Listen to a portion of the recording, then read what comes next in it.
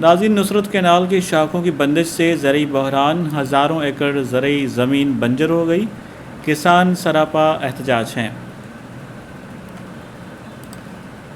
دریا خان مری کے میں واقع نصرت کینال سے نکلنے والی زرعی نہری شاخیں تیتری، چناری، شیرخانی اور کوٹ لالو مائنر محکمہ آبپاشی کے عملے نے مبینہ طور پر پانی کی کمی کا جواز بنا کر بند کر دی ہیں، جس کے باعث ہزاروں ایکڑ زمین پر کھڑی فصلیں خشک ہونے لگیں، جبکہ نئی کاشت بھی ممکن نہ ہو سکی۔ مقامی زمینداروں غلام قادر، تنویر احمد، شریف اللہ اور دیگر نے صحافیوں سے گفتگو کرتے ہوئے بتایا کہ حکومت سندھ ایک طرف پانی کی قلت کے خاتمے کی دعویٰ کر رہی ہے تو دوسری طرف عملی طور پر کسانوں کو پانی سے محروم کر کے ان کی کھیتی باڑی تباہ کر رہی ہے۔ زمینداروں کا کہنا ہے کہ پٹیدن سب ڈویژن کے آبپاشی افسران زمینداروں سے فی واٹر کورس 1.5 لاکھ سے 8 لاکھ روپے تک رشوت وصول کرتے ہیں، اس کے باوجود نہریں بند ہیں اور نصرت کینال سے پانی ٹریکٹروں اور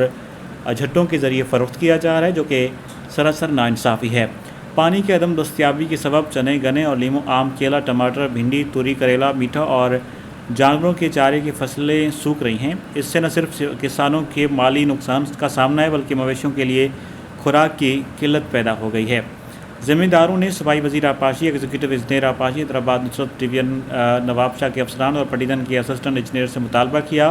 کہ نصرت کینال سے نکلنے والی شاخیں فوری طور پر کھولی جائیں اور کسانوں کو بروقت پانی فراہم کیا جائے تاکہ فصلیں تباہ ہونے سے بچائی جا سکیں اور زراعت کا پیہا چلتا رہے۔